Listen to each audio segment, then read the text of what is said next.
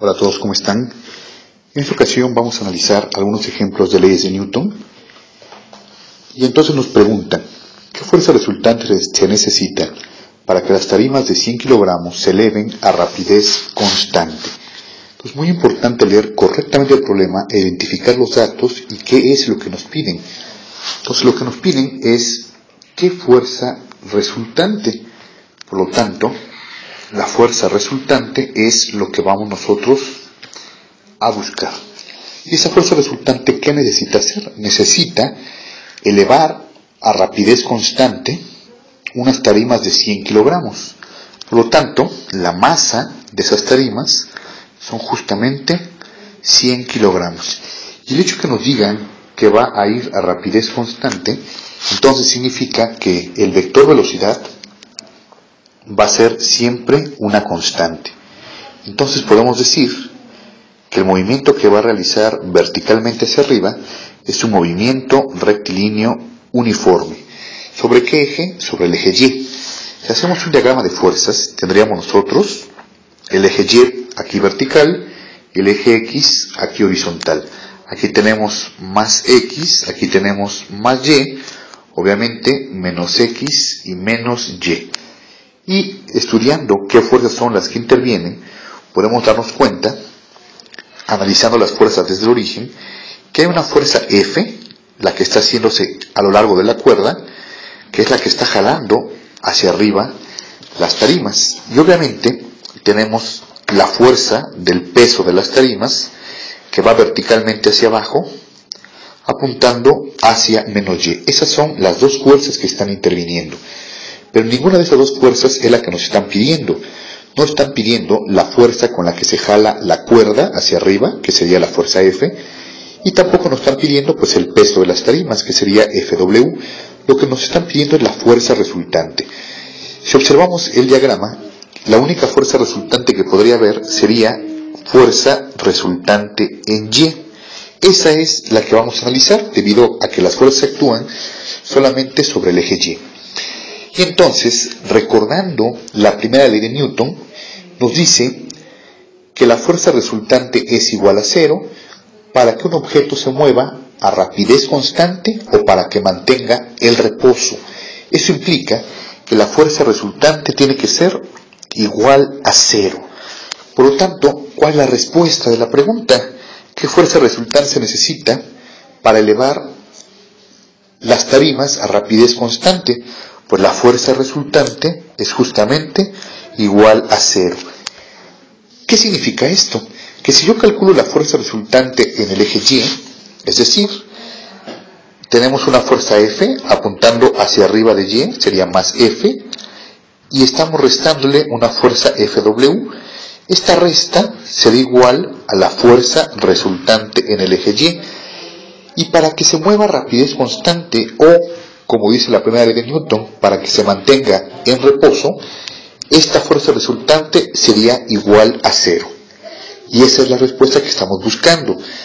Si la pregunta fuera con qué fuerza F tenemos que jalar las tarimas para que suba, entonces podríamos decir que la fuerza F menos la fuerza FW es igual a 0, lo que implica que F es igual al peso de las tarimas.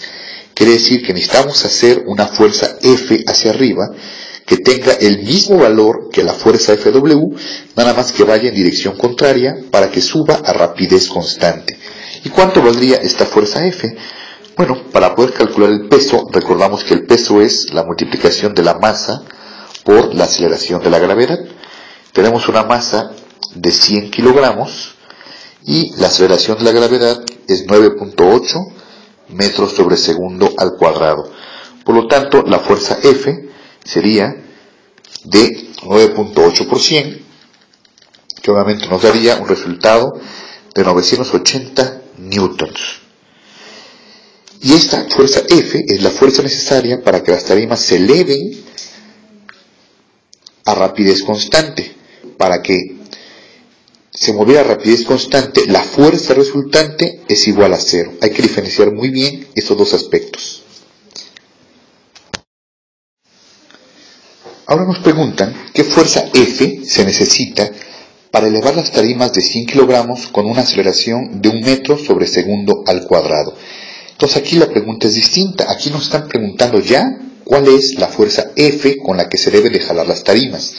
Entonces, volviendo a hacer nuestro eje XY, aquí tenemos, recordamos el análisis que hicimos anteriormente, y entonces tenemos una fuerza F que va completamente hacia arriba, partiendo del origen, y tenemos el peso que va hacia abajo, apuntando hacia menos Y. Esas son las dos fuerzas que hay en el eje Y.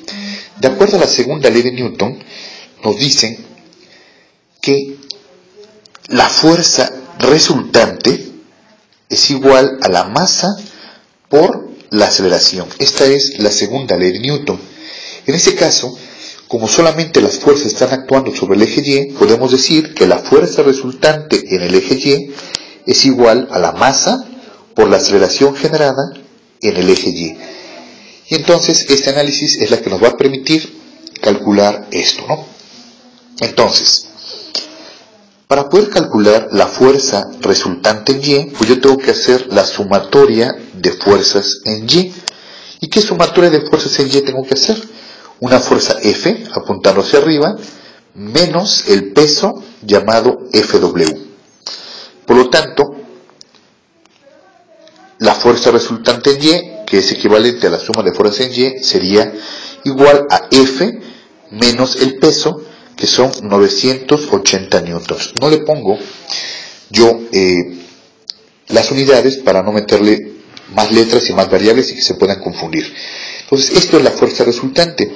Ahora, de acuerdo a la segunda ley de Newton, esta fuerza resultante tiene que ser igual a masa por aceleración en Y, cuando un objeto tenga aceleración con respecto a un eje de movimiento. Entonces esto implica que esto, F menos 980, que es equivalente a la suma de fuerzas en Y o a la fuerza resultante en Y, tiene que ser igual a la masa por la aceleración en Y. Entonces nos queda ahora pues una pequeña ecuación que hay que resolver para poder llegar a nuestro resultado esperado, ¿no? Entonces tenemos F menos 980 es igual a la masa, que son 100 kilogramos, repito, no le pongo las unidades para no meter más ruido, por la aceleración, donde la aceleración, según nos dice el problema, es de 1 metro sobre segundo al cuadrado. Por lo tanto tenemos que F menos 980 es igual a 100 por 1, es igual a 100. Despejando F, tenemos que 100 más 980 newtons es igual a la fuerza F. Por lo tanto, la fuerza F que yo necesito para elevar con una aceleración de 1 metro sobre segundo al cuadrado es de 980 más 100, justamente 1080 newtons. Y esa es la respuesta que estamos buscando. Si recordamos la pregunta anterior, con una fuerza de 980 newtons, lográbamos subir las tarimas a rapidez constante, o sea, un movimiento rectilíneo uniforme. En este caso, si yo necesito subir las tarimas con una aceleración constante a lo largo del eje Y, yo necesito obviamente más fuerza, o sea que 1080 newtons es necesario para que se genere un movimiento en línea recta con aceleración constante verticalmente hacia arriba. Muchas gracias.